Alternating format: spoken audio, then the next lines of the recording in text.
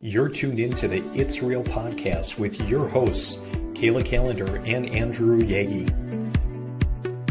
Each week, we'll talk about what happens behind the scenes working full-time in real estate and share with you real-life stories, our successes and failures as we work to help consumers and industry professionals reach their real estate and real-life goals. Here we go. Episode 104. Can you believe it? I say that every time, but can you?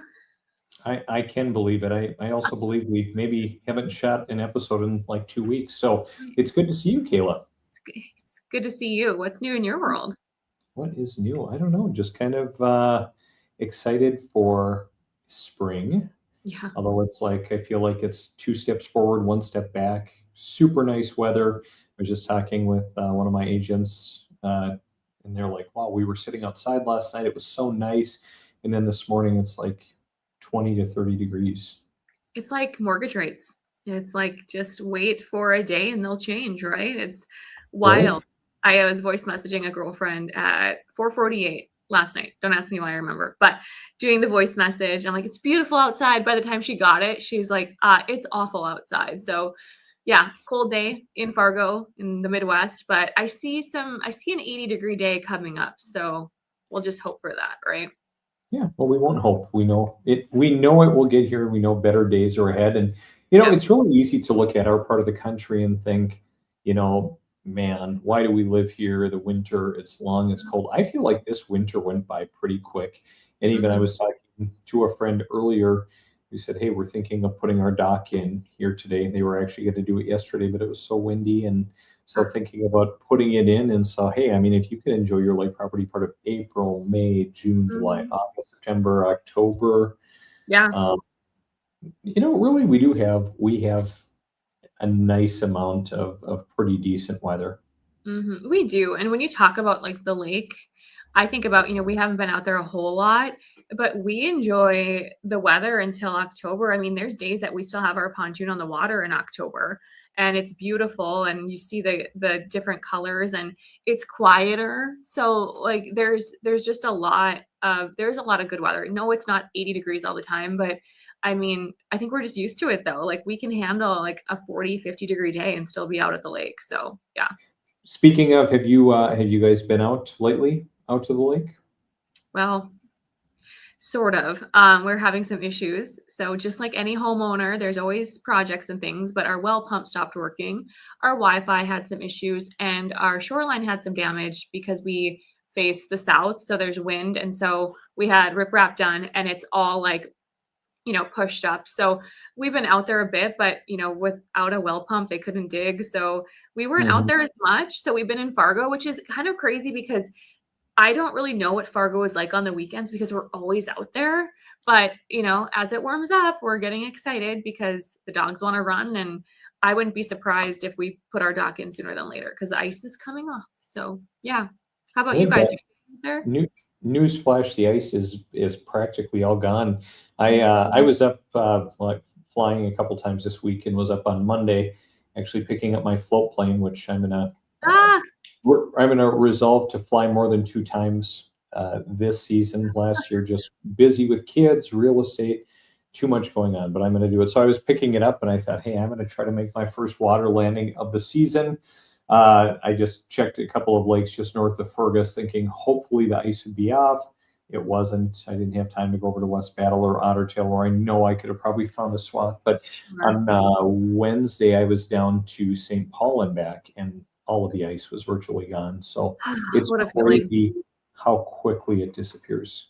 Yeah, it's awesome. It's just good to see. And it just gets us excited for what we know is the best time of the year around here. So amen to that. Yeah, for sure. Well, what's new with you and life and Fargo and... not a ton. I mean, which is good. That's a good thing. We will have a record month here that we close out, which is, a testament to, our hard work, our team, rates kind of moving, repeat clients. So we've been really busy. This week we hired my second loan partner. So team calendar is growing. So we've got myself, Anna, and now Ryan is her name. So we're, getting ready for, we know it's going to be a busy year. Dogs are great. They're still awesome, and they're pent up after, this winter. But other than that, it's just kind of like we're seeing like more people outside. You know what I mean? Like it's like Fargo's coming to life. So not a ton. We're taking a trip to Arizona soon with some friends. So I'm very much excited about that, just to get out of this like 40, 50 degree weather. So Your first vacation in quite some time, if I recall. first vacation, warm weather vacation in 6 years. Yeah. So we don't judge. Don't judge, Andy. For sure. Have you been watching American Idol, and have you seen kind of the Fergus Falls native that's on it? No, I've heard about it, but I haven't seen it. Really? Yeah. Who is it? Do you know him?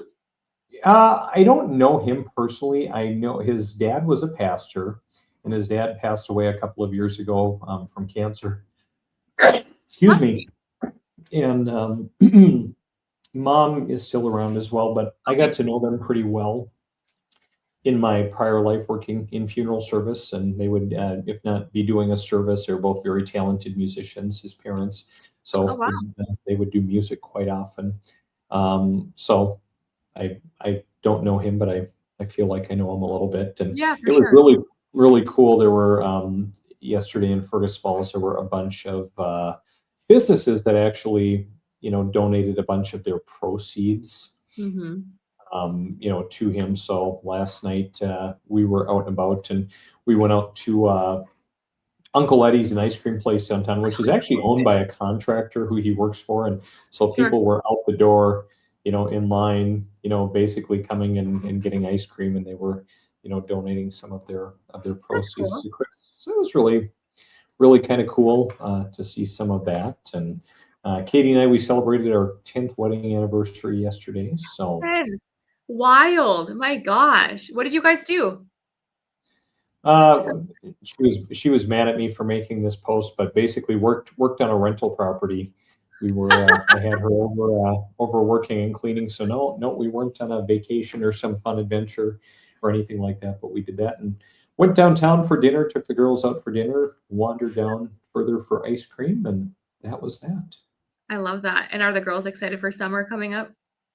They are. They're very, very excited. We've been spending a lot of time outside, especially in the evenings, but it's just challenging with activities and so many things going on. Like, often like we're a household where everyone's in bed between 7 and 7:30, like kid wise. Oh, And it's like we you don't too? follow. Well, depending on the day, yeah. But then I also start the day anywhere from 2 to 4 in the morning. So I it know. works perfectly. But it's getting to be challenging now that the weather's nice and Yeah. what do you Yeah. do? More sun. I know. Nothing like a nice melatonin and being in bed by 8, right? Mhm. Yeah, absolutely. So anyway, Oh, that's awesome. well, Happy 10 year. yeah, thank you. Thank you. It's definitely a milestone. It just seems like Yeah, yesterday, but life just flies. it does. They say it does, and then you don't really see it. As you get older, you feel it more. But yeah, it really does fly by. Well, cheers to you and Katie in another 100 years. Thank you. And you and Taryn as well. And I'm just happy you guys are getting away on a vacation somewhere.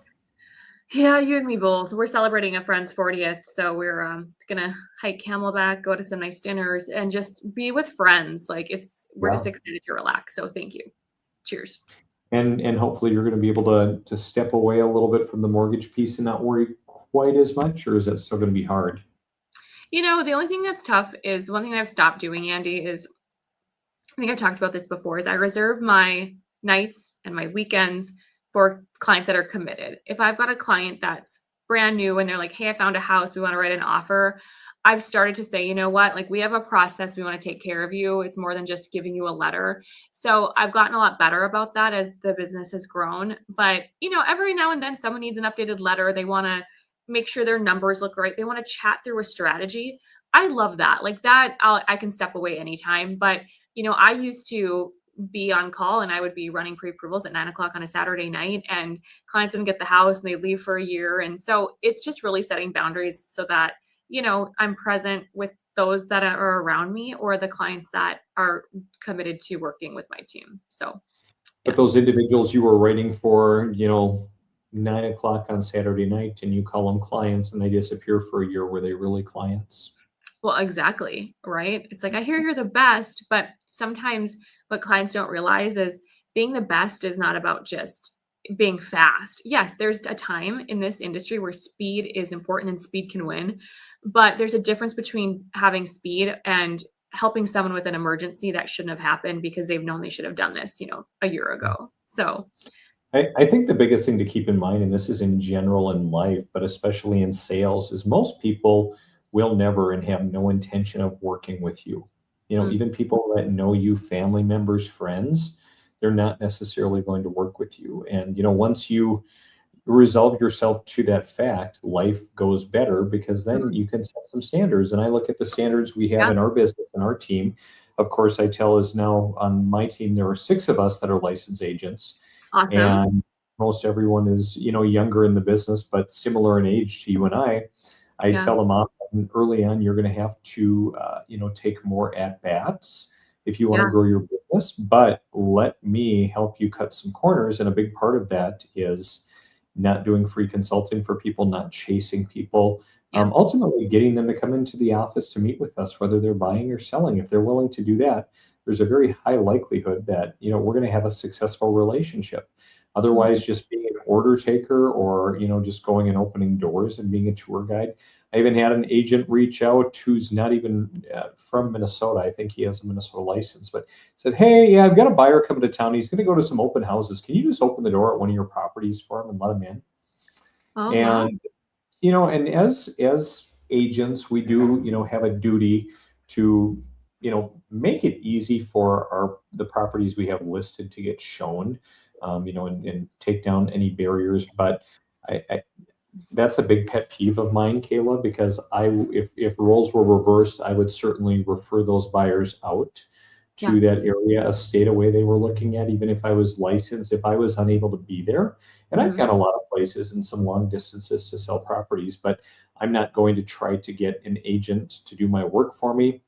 Um, and I've seen a lot of laziness this year from other agents in Sure. terms of how they put their listings online, the presentation, awful photos. I've seen Mm, some agents, and I think I talked about it earlier, that hey, aren't even uh, they have a buyer doing their own home inspection, and hey, they're not going to attend it or even let the buyer. Hey, can the buyer just access the house themselves? Buyers basically saying, I checked in actually with the same agent, and I said, hey, how did the appraisal go? Are there any concerns on value or condition? Well, according to the buyer, no, there's nothing. It's like, well, okay, would you please do your job and reach out to the lender and confirm that? yeah, Because, kind of hanging this on the buyer and thinking that they know what they yeah, should be asking.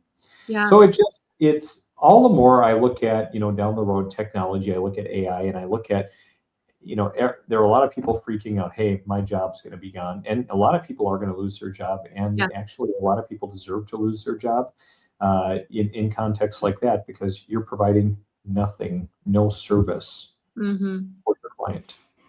Well, and that's just it too, is you hit it spot on. It's like, yeah, I love when a realtor and a client, or we're all in the same text string or email about like running numbers on a house, or a client reaches out to me and says, "Hey, can you run numbers on this home?" I'm like, "Well, does the realtor know? Like, are you looking at it? We want to tell the realtor what the closing costs are because you need closing costs covered, and your closing date impacts your closing costs." So, I mean, in general, that communication has to be across the board, and we cannot rely on just the buyer.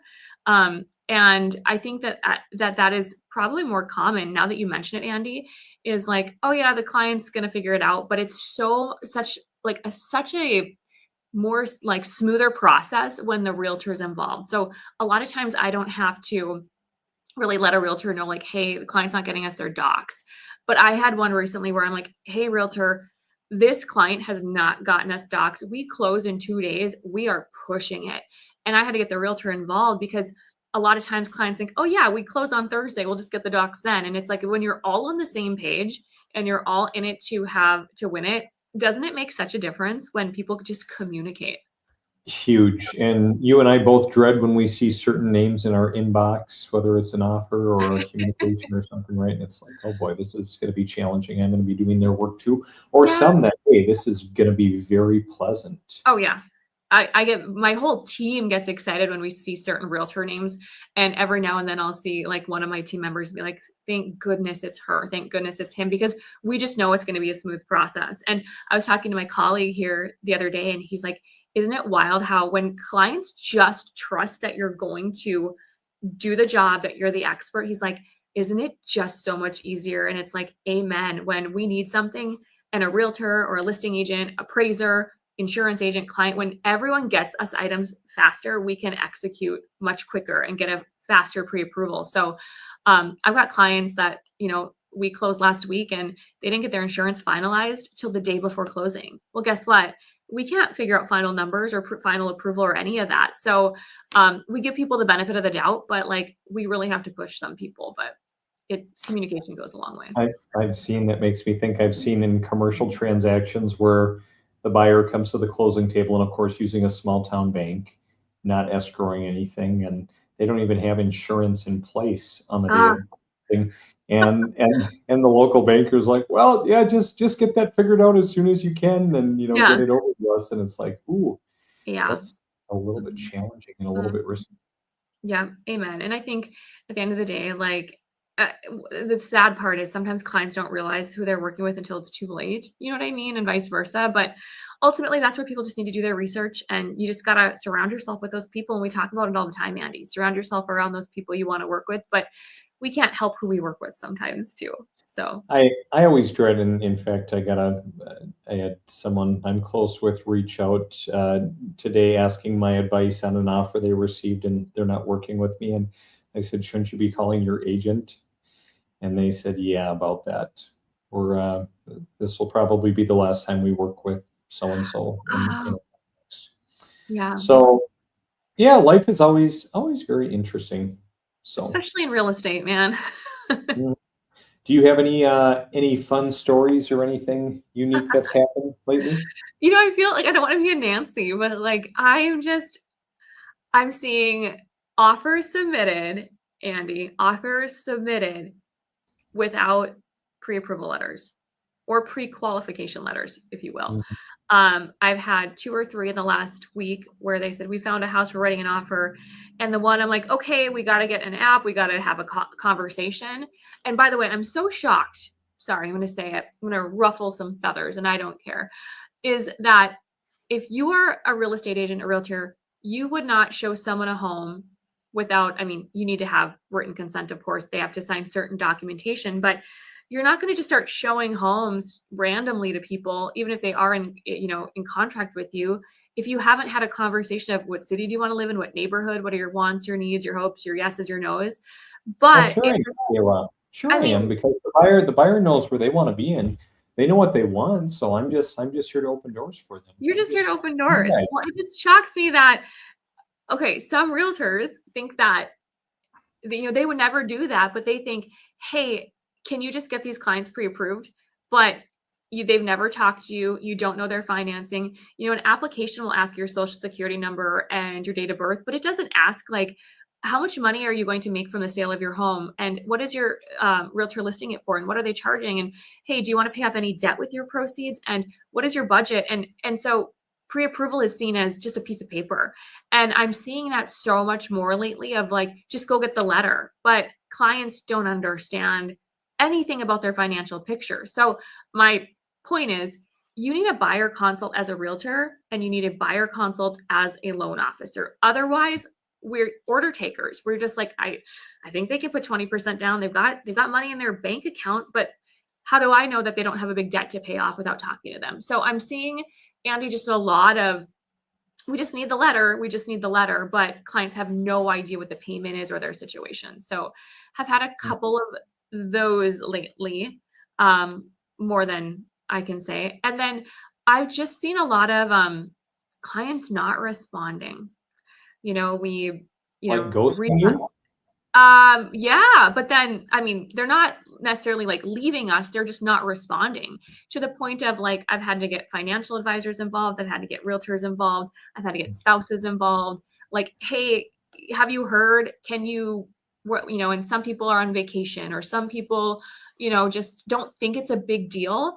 But I'm seeing a lot of lack of communication and a lack of people reading reading emails. I don't know what's going on. It's like full moon the last month, but just it just surprises me, I guess. So not to be a Yeah. Nancy, but that's just the facts of what I'm seeing lately. Yeah, I feel like you're going to see more of that. I think going Yeah. forward, there's so many distractions Yeah. and things out there, and I think a lot of people look at your email and they begrudgingly provide you things, and kind of thinking, well, why do I have to do that? I mean, we've even seen some buyers, that we work with as well. Well, my brother told me this, and when my brother Yes. bought a house, this was what you're telling me is wrong. It's like, what, your brother's circumstances were, Yeah. vastly different. Well, even when you have a parent come in on a home inspection, I'll have a parent come in on, well, my parents are going to look at the estimates you sent. And they're like, they don't want to know what this odd days interest is. And I'm like, yeah, that's daily interest you pay because you're going to be in the house. It's like things have changed and moved and they're not the experts, but yet they go to them for the help, which naturally, I mean, you go to your parents, but sometimes I feel like that honestly gets in the way. So, Well, speaking of parents, Kayla, you're gonna have to get used to the parents being in the picture, because I was just clicking around a little bit and found this Realtor.com article uh, that says withdrawals from the bank of mom and dad hit record highs as Gen Z battles mm, 2026 home prices. So you like the graphic there, the bank of mom and dad? I do. Where's that bank? So we talk about this a lot, and it'll be a great lead into our Next Gen Homebuyer report that we'll talk about. But hey, we talk about it frequently, Kayla. The dream of home ownership is difficult, especially for the younger generations, just Yeah. because, again, I think we can agree most individuals today of the younger generations are, not as well off as their parents were, um, at kind of the same point in their life. And we talk about the median age of first time home buyers jumping to 40. We talked about that last year, up from 30 in Yeah. 1990. Home prices rising nearly twice as fast as incomes. So you complain about mom and dad with the home inspection, but you're going to be great if you want to do business, Kayla. You're grateful for mom and dad and the Yes. bank of mom and dad, right? Yeah, we see a lot of gifts. I'll talk to a client. Again, here's where this discovery call and this consult comes in is, hey, I see you got $5,000 in the bank. Well, that barely covers closing costs. So where's your down payment going to come from? What are you thinking? Do you need assistance? A lot of times we're hearing, oh, mom and dad are going to give me 10 grand, 100 grand, 300 grand. Well, that makes a huge difference on a pre-approval. And a lot of times clients don't think to mention that until we're in it, but we see a lot of it, quite a bit. Kayla, this article talks a little bit about the fact that a whopping 6 in 10 parents have provided or plan to provide financial assistance, whether with a down payment, a cash gift, or assisting with closing costs. And meanwhile, Wells Fargo found 64% of Gen Zers rely on their parents financially, whether for money, housing, or other support. I believe that. We also see a lot of clients that they get qualified and then they say, hey, mom and dad are actually just going to pay cash and then we're going to figure it out later, like a refi. But I would say every other probably pre-approval we have, there's a conversation about a gift or a potential gift. Mm-hmm. Mm-hmm. So yeah, not a bad thing. It's nice that parents can step in. Yeah. I think it's a great thing because, we talked about the two biggest ways episodes ago to build wealth, and it's, retirement accounts and also home ownership. Yeah. Even though some people regard a home as, a liability, it's forced appreciation for most people. And if not for those, two pieces, an employee sponsor retirement account with a match or a home, most people would not be building wealth. And every time I have a conversation with a client about, home buying, we talk about that forced appreciation. I'm like, what else do you buy that appreciates like this? And so I'm like, you spend 10 grand on rent a year and you just made 20 grand in appreciation on a home. That's a 30 grand difference. Like they forget about that. They just look at payments. So if parents can help with that, them achieve that, more power to them. Right on. Well, Yeah. Kayla, let's segue into the 2026 Next Gen Homebuyer Report. Talk a little bit about this, what it is, and why you like it so much. Yeah, I love the Next Gen Homebuyer Report because it surveys, this research project was 9,000 respondents since 2020. And for this survey, it was 1,000 Gen Z and millennial consumers in January of 2026. And so First Home IQ, so I'm an ambassador with First Home IQ. I think I'm the only one in North Dakota, but I love it because they provide resources for high schoolers, college kids, just essentially empowering the young to know their options with home ownership. So Kristen Messerly, she's the executive director of First Home IQ. She puts together this report, and I love it because every time I see it, I'm always shocked. I even though I'm like, okay, some of it doesn't surprise me, but when we look at the demographics and how it's an age range of 18 to 44 years old, 1,000 people in 1 month, what their responses were to some of these questions, I was pretty shocked. And there's a lot of data in here. Yeah, if you go to, I was going to say page 9. So on here, this little graph talks about home ownership remains central to the American dream, in which 8 in 10 report home ownership is essential to making it. And, I think that a lot of people feel that way. When I ask clients, what's your reason? Well, I just feel like I need to grow up and buy a house. A lot of them say that.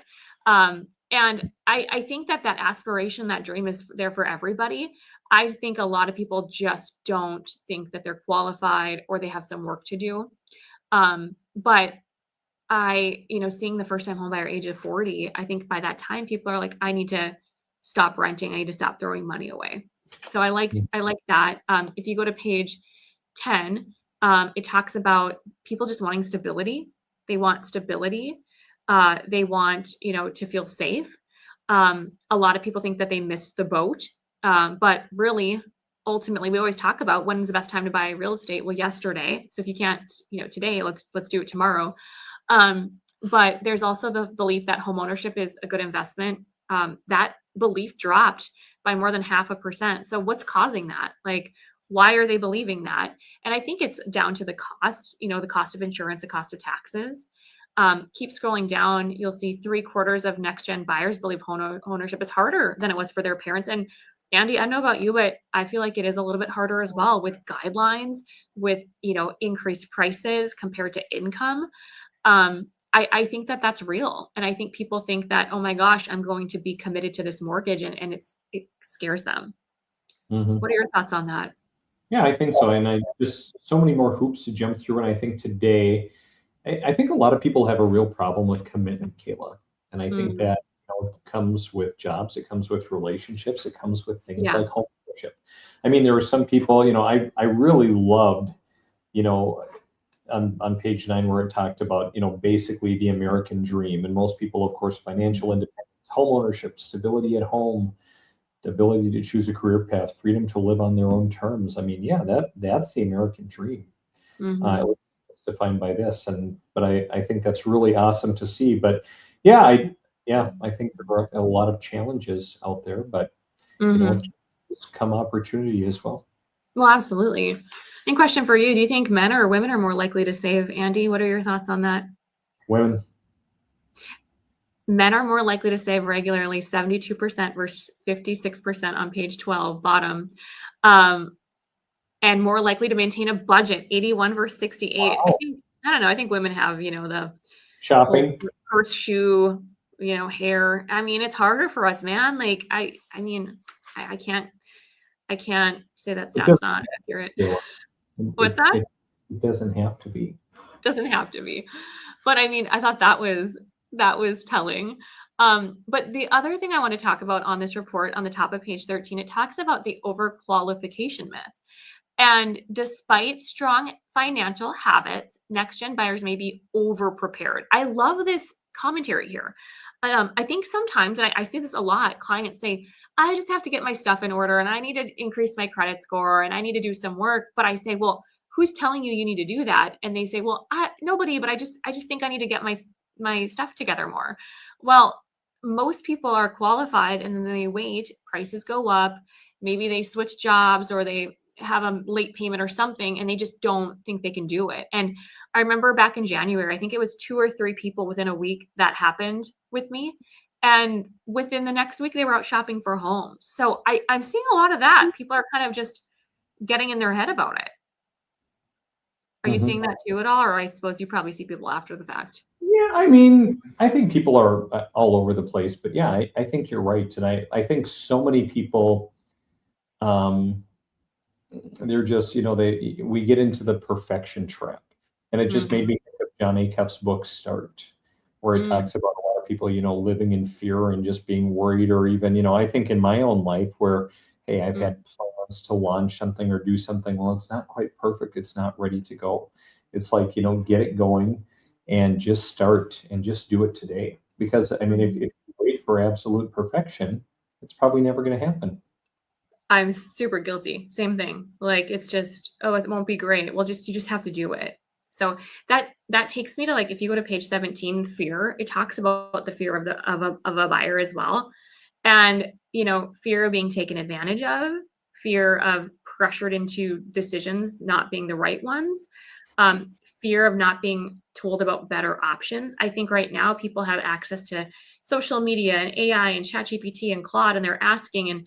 And Andy, I had a client yesterday. She had spoken with 4 different lenders, and she was told 4 different things because some clients have or some lenders have different products. Some believe other things work better. But I said to her, I said, did any of them verify your part-time income? Well, no. And I said, well, if we can use more income, you don't have to pay off this debt at closing. Like that's a good thing. Or if we verify that we can't use this income, you may qualify for North Dakota housing. And so many individuals, they hear different things. And I think, the whole shop around thing is great, but it can backfire. It's so much information overload. You know what I mean? Yep, for And sure. I see that quite a bit. But, that's why I think now more than ever, we have an ability as professionals, like it or not, to build trust and build your brand online. I think that I get clients that want to work with me because they're like, hey, I followed you. I see what you have to say. You seem like you care. You seem like you educate. Now more than ever, we've got, this thing in our hands that we can build that trust without, having one-on-one contact. So, Mhm. but I do see a lot of that. What are your thoughts on the fear? I mean, you kind of touched on it, but um, what would you say is something that clients could do to overcome that fear of fear of a lender not giving them good advice, fear of a realtor pushing them into a house that they don't need? I think there are a lot of experts out there Hmm. that realize people get excited. They start talking about their real estate goals, and then all of a sudden, everybody's an expert. Yeah. So I think the biggest thing is okay, yep, you need to go find people that you trust in life, but probably don't shout from the rooftop what your plans are Yeah. because everybody's going to have an opinion.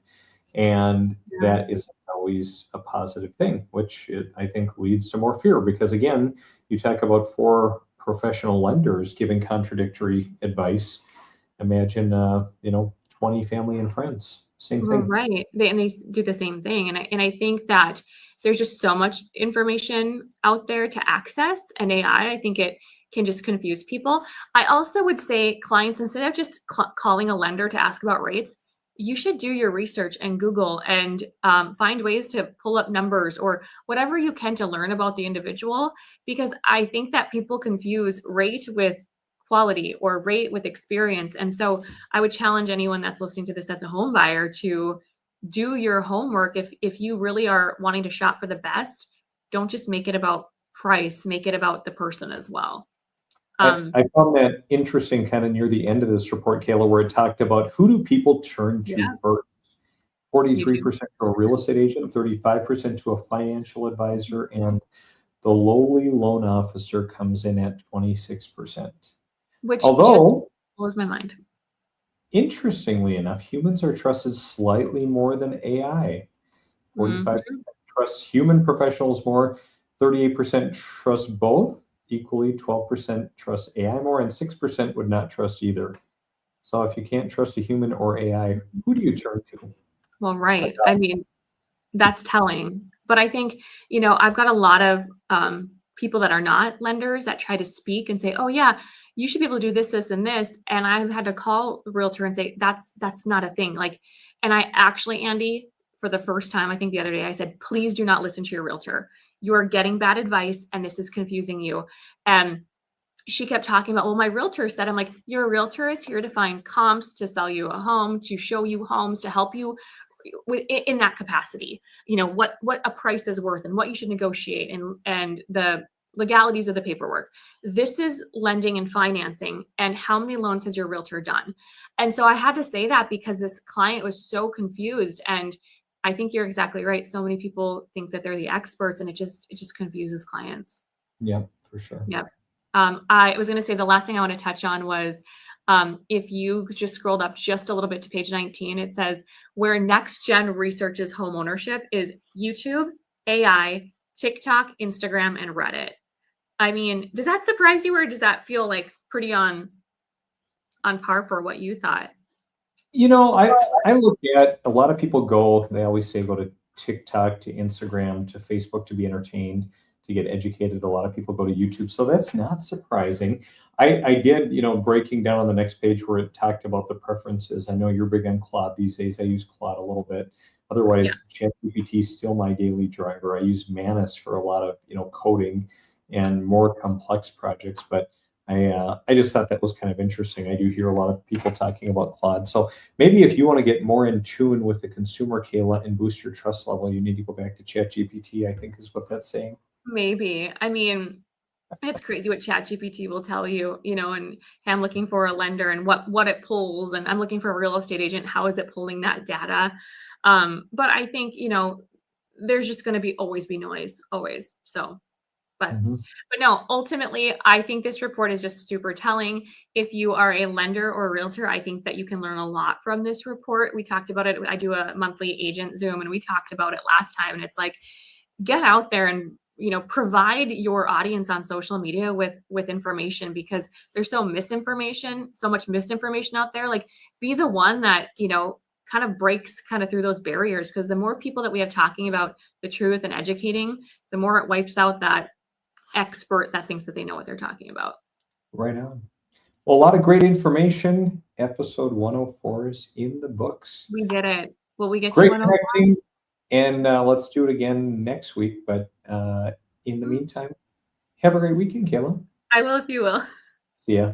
Bye.